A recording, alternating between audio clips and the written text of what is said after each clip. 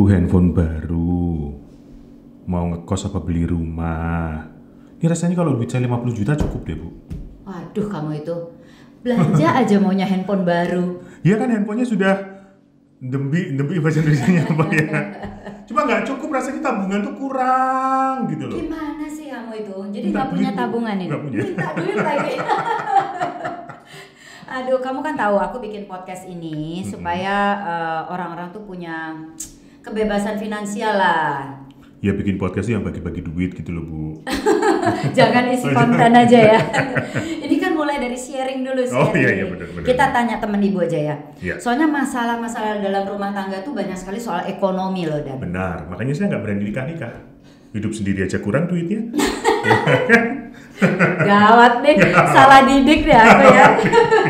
Semoga Anda juga tidak mengalami masalah-masalah ekonomi. Kalau iya, kita akan ngobrol di sini dalam episode kali ini. Semoga menjawab pertanyaan Anda. Sebelumnya, silahkan like, share, dan subscribe di podcast ini, ya YouTube ini. Dan juga silahkan follow Instagram @dianipranata. Kita akan segera mulai episode yang ini.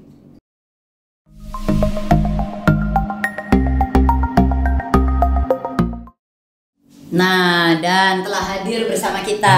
Ini Ibu Priya. Bu, minta duit, Bu. Oh, enak aja. Dari tadi Bukan ya? malu-maluin ya.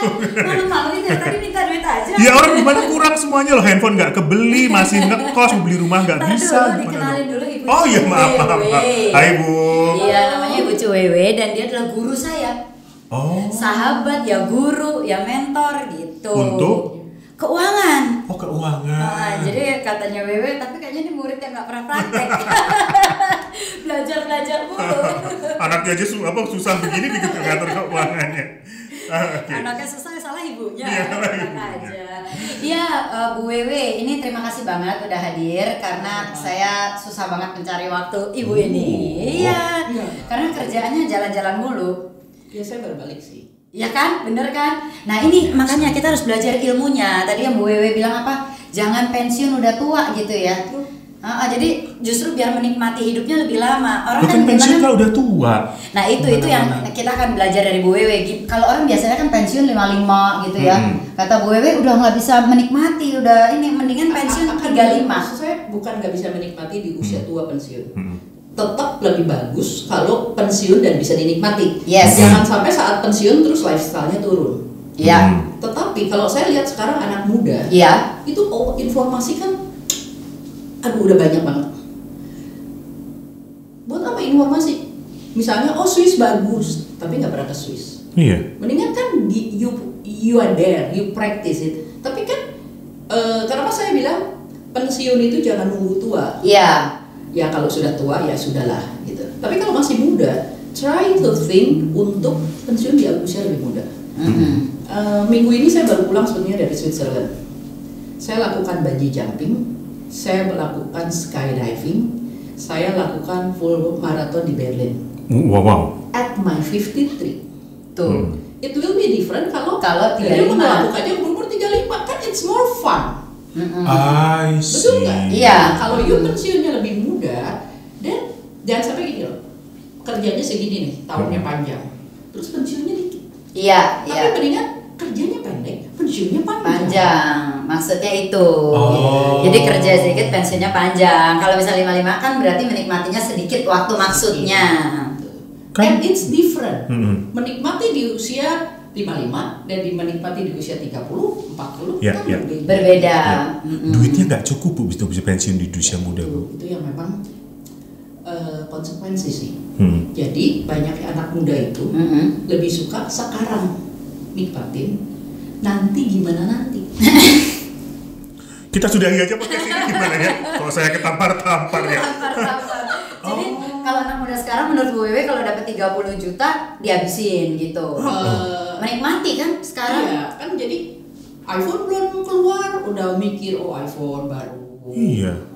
Mau temennya healing gitu kan, jadi ya nggak apa-apa sih, kan happy. Tapi Hidup kan mau happy. Masalahnya cuma satu, it's all about consequences. Iya. Jadi saya nggak pernah bilang bahwa anak muda yang melakukan itu salah, atau anak muda yang ngirit setengah mati supaya punya banyak duit itu benar. Nggak nggak ada benar, nggak ada salah. That's what people should remember. Iya. Nggak ada yang benar, nggak ada yang salah, yang ada cuma satu, konsekuensi. Konsekuensi. Oke. Apapun yang kita lakukan akan ada konsekuensinya. Silahkan nikmatin saat ini konsekuensinya, dan apa tuh? Oh, berarti setiap bulan duitnya habis. Ya, that's your consequences. Iya. Bertanggung jawablah terhadap konsekuensi itu. Itu aja sih sebenarnya. Iya, tapi kan menjadi susah kalau udah berkeluarga. Keluarga itu harus ada tanggung jawab kan, nggak bisa begitu. Iya, gitu. belum lagi generasi sandwich sekarang yang juga harus ke orang tuanya misalnya gitu kan. Aduh, parah banget ya.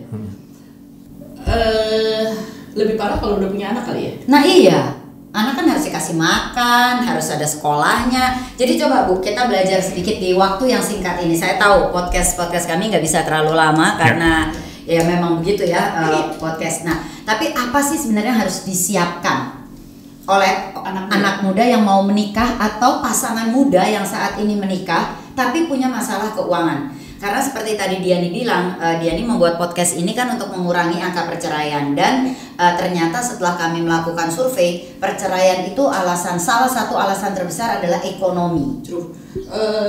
Apa yang harus disiapkan? Sebetulnya yang paling essential adalah sebetulnya mau ngapain. Pertanyaannya itu bukan apa. Oke, kamu mau kemana urusan keuangan ini? Kita nggak akan pernah bisa mencapai tujuan manapun kalau tujuan itu nggak ada. Exactly. Jadi, kalau bilangnya saya mau ke Bandung gitu ya, ada kan tujuannya Bandung. Pertanyaan kedua, kamunya dari mana? Dari Bandung, dari Jakarta, dan misalnya dari kampung saya Garut mau ke Bandung, pasti different way. Beda. So pertama, ketahui dulu kamu nih financial keluarga kamu tuh dibawa kemana, itu satu. Oke, Bu, boleh nggak saya bilang kalau ditanya mau kemana, saya bilang mau financial freedom, bebas keuangan. Define your financial freedom. Apa financial? Passive income lebih besar dari kebutuhan. Oke, pertanyaannya sekarang, aktif income-nya udah cukup belum? Habis mulu Bu. Aktif income harus di-manage dengan baik. Yes. Bukan berarti juga kalau saya aktif income tidak cukup berarti saya tidak bisa punya passive income. Not true juga. Tetapi kalau kamu aktif income-nya bisa di-manage dengan baik, satu yang kamu dapat dulu, financial peace dulu. Oh, saya sehari-hari udah peace. Oke, jadi satu aktif income-nya di-manage dengan baik supaya financial peace. Jadi ada rasa damai tentang keuangan. Betul. Karena walaupun tingkat financial peace itu juga kan dalam ininya lebar banget lah ya. Ada yang benar-benar peace, ada yang minimal bulan ini gua peace lah. Nah, itu satu. Nah, sekarang yang dipunya ini sebetulnya selama ini dipakai buat apa? Udah di manage dengan baik, oke. Apa yang bisa put aside untuk buat bisnis, buat diinvestasiin. Jadi kita kembali lagi ya, sahabat Diani. Kan kita tujuannya mau tadi financial freedom kan, semua orang lah mau begitu, dan Ibu Wewe juga udah bilang istilah ini udah sering dipakai lah, orang udah tahu bahwa financial freedom adalah passive income lebih besar dari kebutuhan. Tapi masalahnya tadi Bu Wewe bilang jangankan passive income, aktif income-nya aja cukup nggak nih gitu. Maka pertama manage dulu aktif income supaya bisa ada yang disisihkan, bukan disisihkan sih, kayak dicadangkan untuk investasi yang hasilnya ke passive income, karena passive income kan uang bekerja untuk kita ya. Jadi yang dimaksud dengan disisihkan adalah bukan setelah dipakai baru disisihkan. Tapi disisihkan di awal, disisihkan baru sisanya pakai, hiduplah dengan yang sudah dibudgetkan kan. Nah, sebetulnya kenapa perlu sisihkan? Satu, mengenai financial itu juga ada education-nya. Education itu ada biayanya. You have to learn, baca buku kek, dengerin podcast kek, ikut kursus. Untungnya sekarang banyak yang gratis, dimanfaatkan. Nah, jadi dengan put aside kita ada budget. Budget untuk apa? Buat diinvestasiin dan untuk belajar.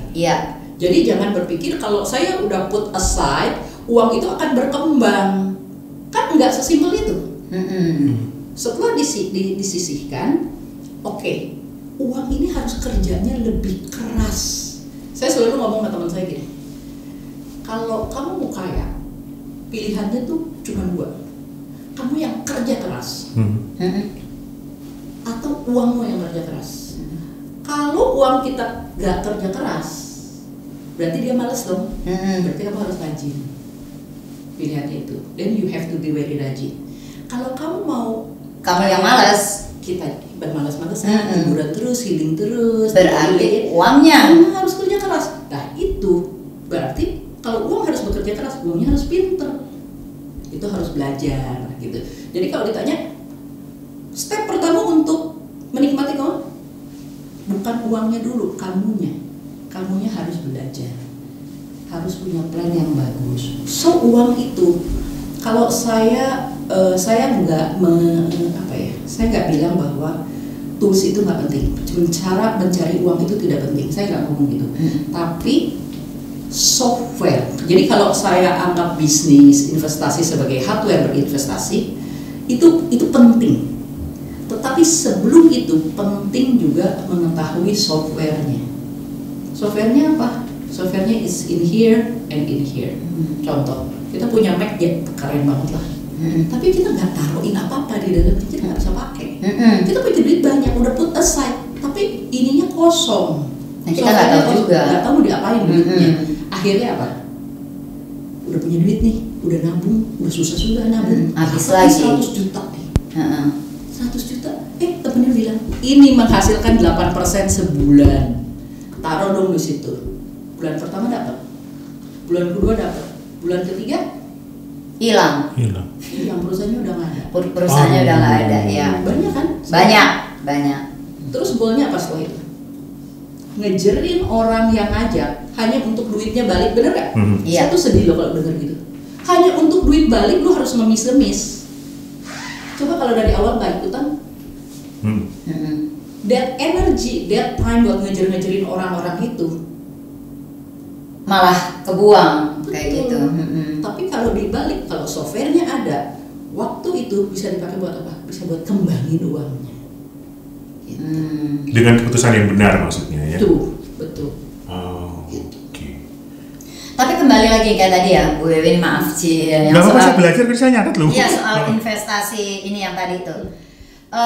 Di mana sih, kapan sih kita tahu bahwa itu bodong atau enggak sih? Enggak, jujur aja. Sebab kemarin di masa pandemi itu saya suami juga tergiur begitulah, maksudnya 8% sebulan, 10%, I don't know ya. Tapi itu gimana sih kita bisa tahu?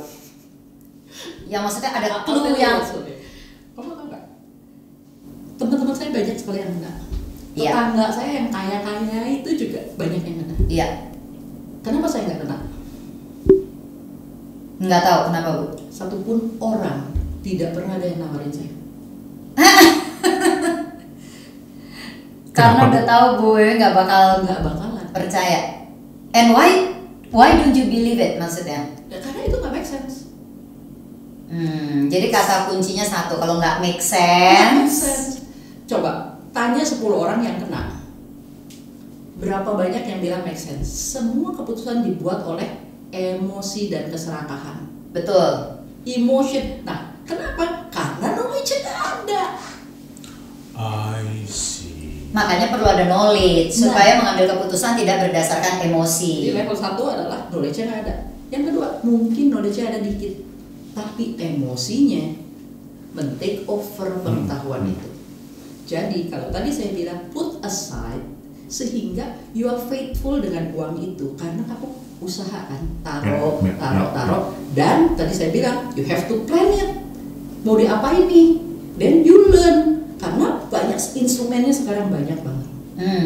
Jadi jangan ikutin orang yang sebetulnya dia juga nggak tahu apa yang dia lakukan. Kalau ngomongin Ponzi yang begitu-begitu, itu orang yang nawarin itu baru untung 1 bulan palingan, ada untung 2 bulan, jeblosnya sama barang-barang di bulan ketiga. Iya. Betul nggak? Makanya jangan tergiur sama investasi apapun. Oh, ini juga saya mau share nih, ini penting. Kalau orang ngajakin bisnis, bukan sih ya, bisnis, ya. Dia ngomong, wah gue udah menghasilkan sini, jangan langsung percaya. Cek, tanya, pertanyaan pertama, kamu sudah melakukan ini berapa lama? Saya banyak mendengar teman saya hilang uangnya gara-gara investasi di teman yang menghasilkan. Kenapa? Karena siklus bisnis itu bukan 3 bulan, bukan 5 bulan, bukan setahun. Kalau orang ini udah doing quite enough time, Ya. berarti udah proven. Nah, baru deh kalau mau invest di begituan. Jangan temen baru bisnis 4 bulan, 5 bulan, ya lagi hype-hype-nya lah. Belum ketemu siklusnya, belum ketemu kalau dia handle pas krisisnya gimana dan sebagainya. Itu juga saya selalu ingetin teman-teman saya yang muda-muda. Ngelihat udah berapa lama. Betul. Dia Jadi track record. tolak ukurnya berapa? 5 tahun? Oke. It depends on the business. Paling enggak tanya tuh pernah kena krisis gak company-nya? Oke. Oh, sampai ini baik-baik saja. Itu nomor 1. Justru kalau lu pernah kena krisis dan apa yang lu lakukan, jadi kita bisa tahu how they handle it. Iya. Nah, jadi itu related ke pertanyaan Diani. Jadi harus investasi yang seperti apa? Investasi yang sudah proven. Yang sudah proven. Yang sudah proven, contoh, kalau saya nggak ngerti apa-apa gitu, bisnis nggak ngerti, investasi nggak ngerti, cari instrumen yang lebih pasti. Seperti franchise. Untuk bisnis, franchise juga harus dicek kan? Iya. Tapi kalau franchise-nya sudah proven nih misalnya. Biasanya duitnya lebih besar sih Bu. Kalau ini. Iya, betul. Kayak kita mau franchise McDonald. Wow. Duitnya berapa? My tips kalau untuk memulai adalah jangan pengen cepet-cepet. Di awal investasi, di awal bisnis, memberikan ruang untuk diri adalah untuk belajar. Jadi kalau menghasilkannya sekarang, menghasilkannya cuma 7%, 8% setahun. Teman saya 7%, 8% setahun. Saya mau yang seperti itu. Tapi kan dia udah berapa lama? Kamu kan investasi ini ngumpulin 100 jutanya dia baru berhasil. Mereka udah melakukan bisnis lama. Nah, jadi berkaca diri, makanya kenapa saya bilang tahu tujuannya dan tahu kamu di mana. Iya. Bukan tahu ada di mana urusan duitnya doang, tetapi your skill, your mindset ada di mana. The good news is karena Bu Diani punya audiens anak muda, your best friend adalah time. So nggak apa-apa, kasih waktu untuk belajar. Jadi kalau saya tuh kalau ditanya, bagaimana sih untuk kaya? Kalau orangnya pengen cepet-cepet, pokoknya ya gue mau instan gitu. I'm not the right person untuk belajar. Tapi saya juga nggak percaya yang instan sih, karena yang instan biasanya ya cepat hilang juga. Kan sebenarnya kayak ilmu itu ya, WW matahari ya. Kalau cepat menyerap panas ya cepat hilang panas juga, kan selalu begitu. Oke, jadi yang saya tangkap adalah sebelum mikirin jauh-jauh ke investasi, benerin dulu nih keuangan yang sekarang, financial peace dulu baru. Itu pertama, tapi tadi kata Bu Bebe bukan berarti aktif income-nya terus nggak boleh disisihkan untuk investasi. Kalau sudah di-manage dengan baik, berarti bisa. Betul harus kalau untuk investasi atau ya berbisnis. Dan disisihkannya tadi, ingat kata-kata Bu Bebe juga, bukan dari sisa duluan di awal, seperti podcast kita yang lalu juga bersama Bu Desvalia. Jadi jangan ngomong sisaan gitu, tapi benar-benar disisihkan dari awal. Oke. Terus yang kedua, jangan emosi. Betul. Beri waktu untuk belajar.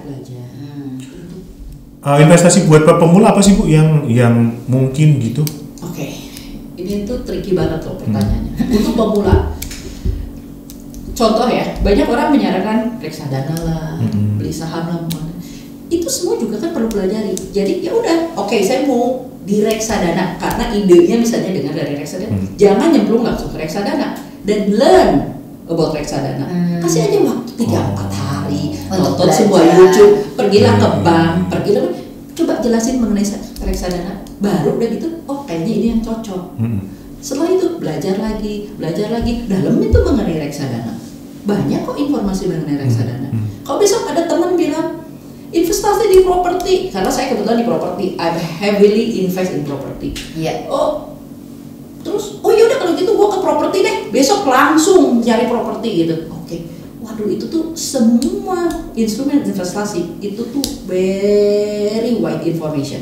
Properti cara mainnya banyak, reksadana cara mainnya banyak, bisnis apalagi lebih complicated lagi. So putusin. Kalaupun nyari-nyari terus juga kan nggak mulai. Kalau saya properti ikut Bu Wewe aja deh. Iya. Tapi ini serius juga, tapi ya bercanda. Jadi yang paling saya sarankan adalah ambil keputusan. mau misalnya di bidang ini belajar, kasih waktu sebentar belajar. Yang penting itu belajarnya terus menerus. Jangan sekarang oke di reksadana, baru juga jalan sebulan, ada denger lagi emas, pindah ke emas. Nah ini aja belum kata. At least memang saya sampai hari ini saya udah investasi di properti udah many years, sudah belasan tahun. Iya, betul.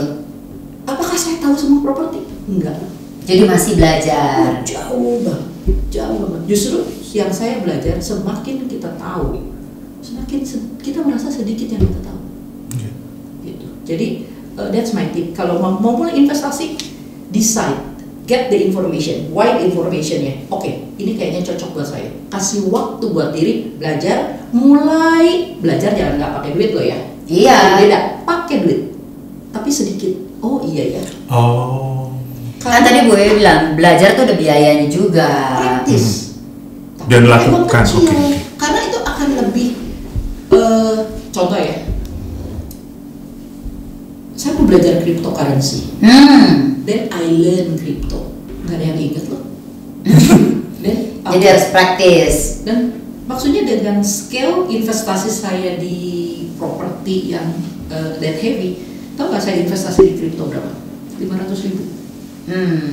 Hah? 500.000 kita one month juga habis kan? Karena itu biaya belajar. But then when I do practice, oh ya ini harganya gini ya, oh ini tuh ada berita ini begini, oh so I'm there gitu loh. Iya. Oke. Satu lagi boleh ya Bu? Ntar saya juga masih. Oh iya boleh. Jadi Saya dulu Iya. sempat disinggung soal properti. Kapan sih? Nah itu sama, saya juga. Oh sama, iya ini nih. Harus beli rumah atau mending ngekos? Kalau saya sih mending ngekos ya. Nggak ada keluar biaya macam-macam. Saya tinggal sendiri, semua sudah beres gitu. Jadi nggak perlu mikir sampai ke cicilan KPR dan sebagainya. Tapi kalau dia nih, Bu Wedi ini senang memiliki gitu. Kalau kos kan akhirnya kayak cuma ngasih uang ke orang ya. Gimana gitu. Dua-duanya bener kok. Oh. Dua-duanya bener. Mau ngekos ya bener, mau punya rumah ya bener. Kan saya bilang nggak ada yang bener, nggak ada yang salah, nggak ada konsekuensi. Nah, kalau sekarang ngekos, Iya. artinya itu expenses daily kan. Betul. Maksudnya itu biaya rumah tangga. Iya. Itu bukan investasi. Iya. Tetapi pertanyaannya jadi, apakah mendingan saya punya properti atau enggak? Kalau saya sekarang sama anak muda, simpelnya gini ngomongnya. Let's talk about, saya tinggal di BSD, so I know harga di BSD. Harga di BSD, rumah misalnya 2 miliar itu kecil. You know how much kalau sewa? Berapa Bu? Nggak tahu berapa. Paling 40 juta. Setahun. Sewa. Setahun. Kalau dapat 50 juta berarti harganya nggak terlalu bagus. Jadi that's the range 2 sampai 3%. Oke. Harga 2 miliar ya. Tapi kalau Pak Daniel punya pengetahuan di properti, 2 miliar yang tadi nih mau beli KPR kek, mau beli cash kek, diinvestasikan karena punya skill, menghasilkan 10%, berapa? 2 miliar kali 10% setahun, 200 juta. 200 juta. Ya mendingan sewa dong. Oh iya. Berarti you stay there for free, setiap bulan tahun dibayar berapa? 160 juta. Enggak kerja dibayar berapa? 10 juta lebih sebulan. Iya. Iya betul. Gitu. Investasinya di tempat lain maksud berarti ya. Oke. Iya. Apalagi kalau punya kemampuan beli properti 2 miliar. Terus ngekos 2 juta sebulan. Kan artinya ngekosnya gratis, dibayarin Sama hasil properti. So sesimpel itu sih pikirnya. Iya. Nah, tapi nggak simpelnya itu prakteknya. Nah makanya kasih waktu buat belajar. Oke. Tapi kembali ke kalau ke penghasilannya seseorang, gimana cara ngitungnya untuk KPR? Maksudnya berapa sih yang sebenarnya harus di ini hitungannya? To be honest, at this time saya Misalnya gini deh, sekarang pasangan muda punya penghasilan 50 juta, gitu gimana? Kalau Bu Wewe gitu sarannya? selama 18 tahun di properti, 17-18 tahun, saya nggak pernah lihat properti sebagus saat ini. Satu, harganya discounted, bunganya paling murah. Jadi this is the best time. The best time for Best property. time. Tapi jangan beli properti yang jelek, properti yang buaya kita sebutnya. Oke, kalau 50 juta punya penghasilan 50 Ya, juta. sekarang nih 50 juta. Bank itu rules of thumb-nya gampang, rule of thumb-nya. Yang bisa disisihkan untuk cicil properti ada sepertiga. Jadi berapa? 50 juta 3 15. buat 15 juta. Nah, sekarang 15 juta biasanya kalau anak muda bisa nyicil kan 20-an tahun. Nilai cicilannya itu sekitar 0,7. Jadi misalnya propertinya 2 miliar. Iya. Jadi nyicil tuh sekitar 14 sampai 16 juta sebulan. Gitu. Jadi dia bisa beli properti sekitar ya senilai 2 miliar. Berarti kalau tadi 50 dia memang disisihkan 15 juta bisa dong. Betul, sesimpel itu. Tapi nggak bisa bayar DP. Oh ya, itu Betul. gimana dengan DP? Nah, ini kan kalau dengar begini artinya kan buat properti yang akan ditinggalin kan. Ya memang DP-nya harus diberesin dulu. Yeah. Nah, kalau kita di dunia properti banyak sih sebetulnya trik. Tapi kalau yang ada suka DP 0% itu benar, Bu Wewe? Bener lah, sekarang banyak kok. Iya, sekarang banyak DP 0%, DP 0%. Banyak.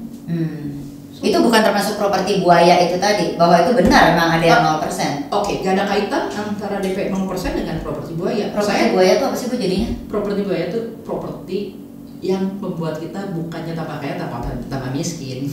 Karena salah beli properti. Gitu. Bukan properti yang menghasilkan, bukan properti yang baik lah intinya gitu. Itu kita bisa tahunya dari apa? Developer lah setidaknya.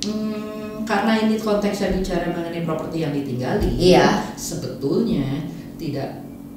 Oh, ini juga nih. Kesalahan orang membeli properti adalah berdasarkan uangnya cukup atau enggak. Harusnya putusin dulu rumahnya buat apa, lu tinggalin atau enggak. Jangan asal lu pengen punya rumah terus belinya di Bojongkoneng mana, kerjanya di Sudirman. Akhirnya biar bisa nyicil tapi tinggalin sebulan, badannya rontok, nggak bisa sampai ke kantor, malah jadi sakit. Ujung-ujungnya apa? Nyicil rumah dan bayar kos. Jadi kenapa sih gue mau beli rumah? Tanya, you ask yourself. Iya, tujuannya apa gitu. Saya mau berkeluarga, saya mau tinggal sama istri saya, tinggal sama suami saya perlu rumah. Anda bekerja, diperhatikan juga tuh. Nah, sekarang hitung transportnya berapa? Iya. Jangan, cukup nih buat nyicil. Sekarang cukup uangnya karena expense gini. Begitu pindah rumah, nggak cukup lagi. Kenapa? Ya kan rumah perlu diisi, betul. Jadi kalau kerja di sini kan di Menteng dong, rumah dong. Kita ngomong saja sama Budian. Aduh, paling nggak ada langkah awal yang bisa dilakukan. Yes. Ya kan, manage keuangan sekarang yang dimiliki, dapatkan financial peace, sisihkan di awal untuk investasi dan belajar sebanyak-banyaknya mau investasi yang mana sih yang diseriusin gitu Bu. Iya, supaya masalah keuangan bukan jadi masalah lagi di rumah tangga. Itu dia Bu Wewe, terima kasih. Tapi tunggu dulu, selanjutnya jadi gimana mau hubungi Bu Wewe? Oh iya benar. Karena saya baru dengar sebelum ini, karena terus terang tadi yang saya bilang tuh benar, saya belajar dari ibu ini, ada kelasnya dulu. Tapi ternyata Bu Wewe sekarang nggak ngajar. Jadi kalau mau ditanya-tanya gimana dong Bu? Aduh. Jadi ditanya juga nggak bisa? Boleh tanya. Atau lewat kita aja nanti kita yang nanya. Boleh aja lewat Budian. Atau saya tuh nggak terlalu aktif juga di Instagram. Instagram saya isinya cuma tempat saya main-main doang. Ya follow my Instagram boleh. Nanti tanya di situ. Kalau Budian mau bikin kelas silahkan. Nanti saya support. Weh. Soalnya sayang, tadi saya bilang sama Bu Wewe terus terang sebelum kita syuting ini, saya bilang sayang kalau nggak ngajar lagi karena ilmunya daging. Saya nggak bikin kelas saat ini, saya malah berpikir untuk bikin beberapa kelas pro bono. Jadi sekarang saya kalau ada beberapa institusi kayak gereja lah, saya masih sharing di sana. Tapi kelas yang saya desain kita nggak adain. Ya, tapi kan orang bisa berubah pikiran. Saat ini kita memutuskan tidak. Tapi who knows one day. Boleh share Instagramnya deh Bu, buat sahabat-sahabat dia nih Bu. Oh, Cuwewe, that's it. Tulisannya adalah TJU WEI. Cuwewe ya. Semoga membantu sahabat-sahabat dia nih Bu Wewe, terima kasih sekali lagi. Sama-sama. Baiklah, sekarang saatnya Anda melakukan. Anda sudah mengetahui, Anda sudah menginginkan, saatnya melakukan. Yuk mulai prosesnya agar bisa pensiun di usia muda gitu ya. Dan selalu salam keluarga langgeng sejahtera. Yes, jangan lupa juga untuk like, subscribe, dan juga share video ini sebanyak-banyaknya. Nyalakan juga loncengnya untuk mendapatkan kabar terbaru dari podcast Dunia Diani. Plus silakan follow Instagram @diani_pranata dan dapatkan banyak sekali informasi-informasi untuk Anda yang berguna pastinya ya. Kita pamit di sini, sampai jumpa. Bye.